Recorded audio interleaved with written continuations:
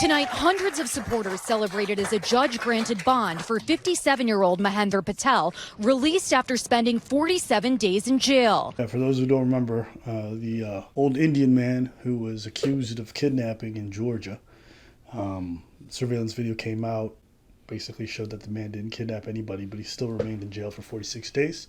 There's a video of him being released and talking to the press. If you're wondering who the white lady is, it's his lawyer. I know her. It's actually so weird that I recognize her.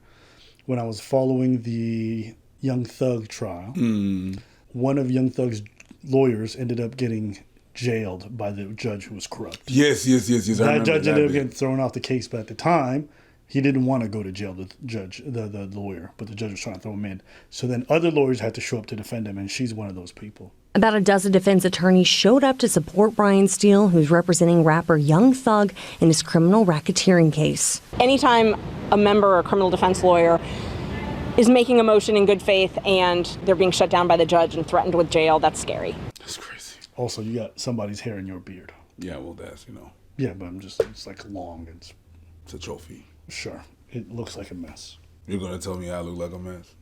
I'm saying that looks... Yeah, it's gone now. It was curled like spaghetti. I ain't fronting. I ain't mad at it. Okay, I'm going to keep that close to my heart. Okay. How does it feel?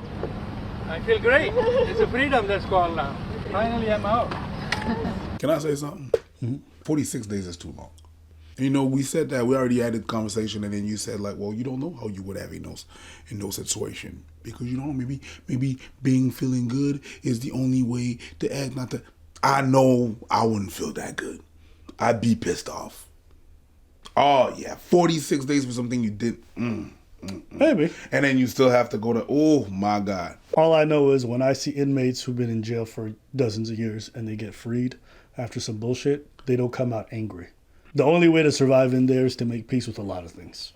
That's what I've seen so far. So I'm going to just take it from them because everyone I've seen come out, that's their attitude. They don't look angry and indignant at that time. So happy to be out. So happy to be out. There, I was there for 47 days, absolutely. I counted every hour and every minute of over there. How does it feel being able to walk outside, be with your family, with your daughters? It feels great. It feels great. It could not happen without all these guys right here in my circle. Didn't help me. What was it like all that time, those 6 weeks you were in there? Well, I'm a perseverance guy, so you got to take it one day at a time.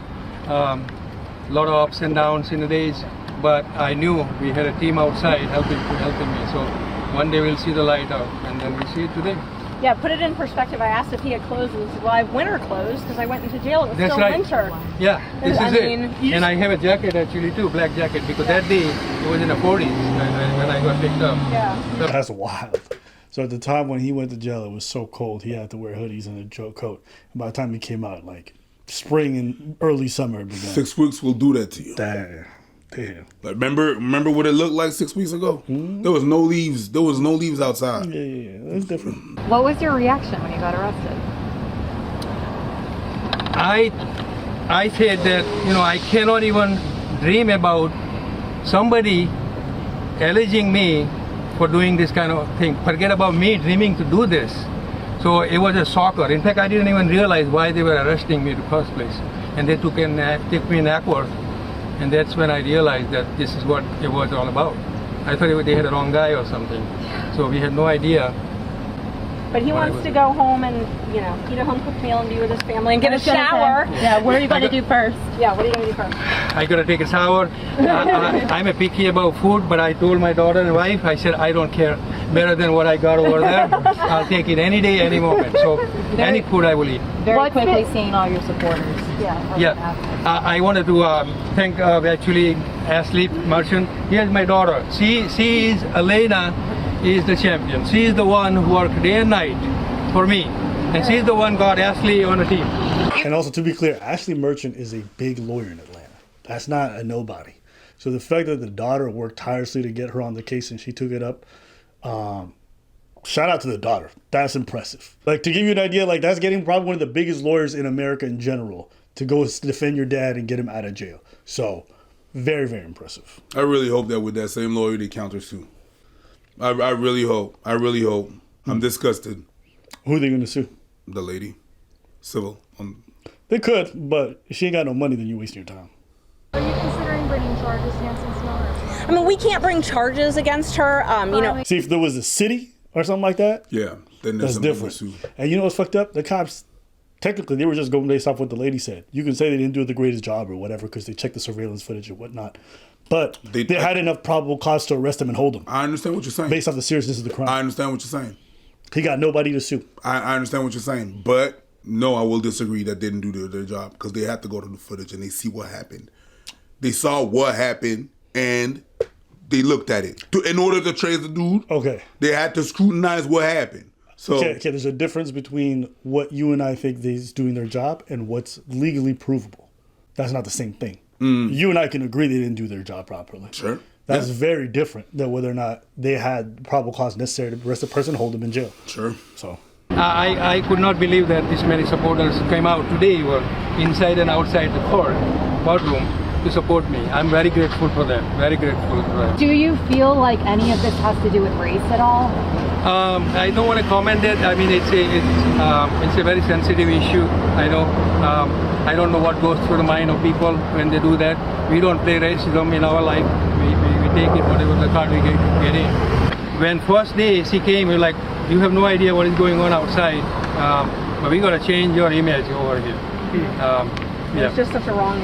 First few days were not good for our family and everybody.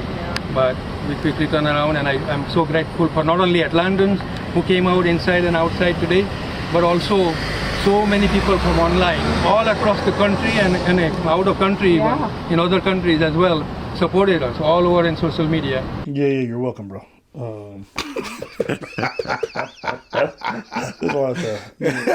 little lighthearted. What a great attitude. I think it's incredibly impressive to be wronged in that way and to have the heart to truly be able to forgive the people who did that to you and to move in the way that he does. I think it's good for him.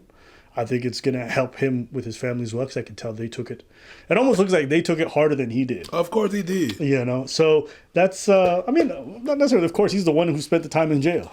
I understand what you're saying, but they're the one that's fighting for him to get that, so they get reminded every day. When he's inside, you don't really necessarily hear about that thing. They got reminded every day that shit was happening and that they had to fight to get him out. You understand what I'm saying? So, yes, he is in jail. He is suffering for that. But they are doing the works to contact this, contact that, phone number. We have to do an update, call back that number, do the work to get that person, call that person, not answering, call that person. Who else are we going to get on the case? Listening to this, listening to that. People are pointing the fingers at you. You see the comment. He don't see the comments. I'm not saying that I'm not saying that prison or jail is not as bad, but I can understand the toll that it can bring to the family, just having to deal with all that and making sure that it gets out. And then you have the weeks that are passing, and then you're working, and you think you're working. You can lose faith because all your work that you put into is kind of not advancing. So I can understand the toll that it's. Yeah, I'm not disagreeing. I'm just saying it's impressive that it took more of a toll on them than him. That's it. I'm not saying they didn't take a toll on the family. I get it. Yeah. I get why it takes a toll. Yeah. So, for him to come out and have that attitude, big shout out to him. Mm-hmm. And then the daughter who, fought basically tooth and nail to make sure that high profile people learned about this case. And, but it also kind of speaks to a little bit of a brokenness in the system, that someone can just come out, say something, it's on video that it didn't happen, and you still go to jail and sit there for 46 hours. Like, why do you think we saw him sit in jail for so long? I think that it was just a couple different factors that played into it. The court system sometimes takes a while to get bond. I think the charges were embellished at the beginning, and that sort of led to a downward spiral that resulted in him sitting in jail for a while. The bond/bail system that y'all have in America is probably one of the most disgusting things in the world. The idea that people stay behind bars. There's one double murder trial that I've been following for a long time now, and it's had one mistrial. It's going on 4 years, and now they're going to start the new trial, and the person's been sitting in jail since the whole time. Now, the reason why they justify the jail aspect is because the person committed a serious offense of murder, which is fine. But the idea that you may not have done it and you may not have been found guilty and you have to sit in jail on charges you have been found guilty of for 4 years, still awaiting trial, That's insanity. That is a broken system. And you think about this man here, and he says it himself, but one of the only reasons he's out right now is because his daughter fought tooth and nail to get a high-profile lawyer to put this case on blast everywhere. Yeah. So if that daughter doesn't exist, he might still be in jail. 100%. And that's the thing that can't be lost in this happy ending, quote unquote, is that the systemic issues that led to him being in there and that leads to other people still being in jail much longer than him still exists, right? Usually they say that you're presumed innocence, and I've always, because of what you said, I've always had like I'm not so sure about that.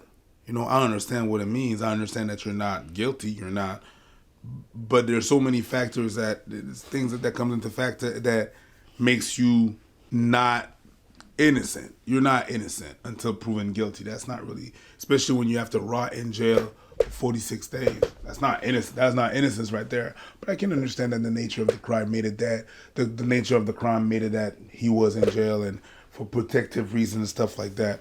All I'm trying to say is that man right there, Mahendra Patel, he's better than me. I'm not even in this situation and I'm pissed off. I'm not even in this situation and like all the sentiment of unfairness that happened in my life is just resurging back and I'm just like, ugh. This bullshit again. But shout outs to him, really. Like the way, I understand that the way he's acting and the way what he's saying and his mindset is actually the best mindset to have in those kind of situations. Very tough to achieve, but yo, he's better than me. I can't wait to see how this thing unfolds and what happened to that other lady. I want to hear her side of what, like, I really want to know, like, I want why, like, what pushes people to say stuff like that?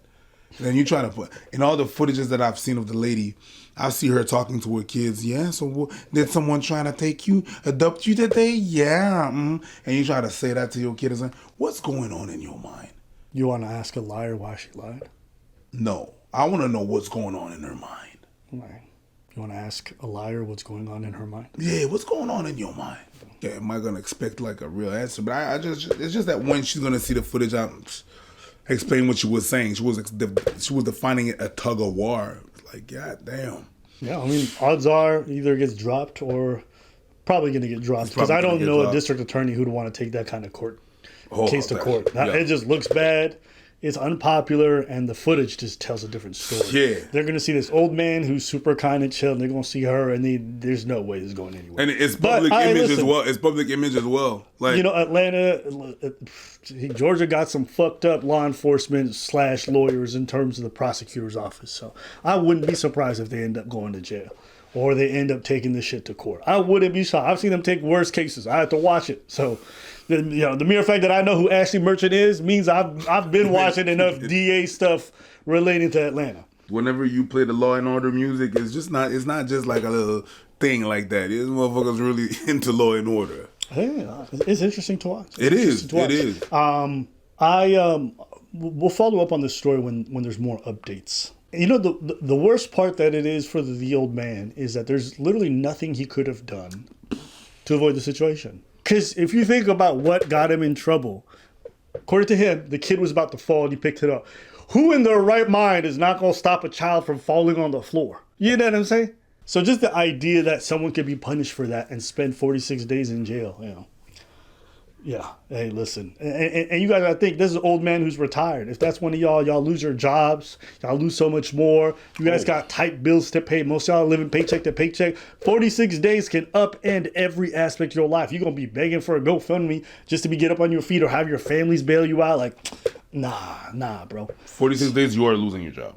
And especially with the press that's going on over there, that company probably don't want to have that press with them. The first news that came out, nah. Well, that's who knows, but yeah, that's it for today's video. Let us know what y'all think. Oh my God.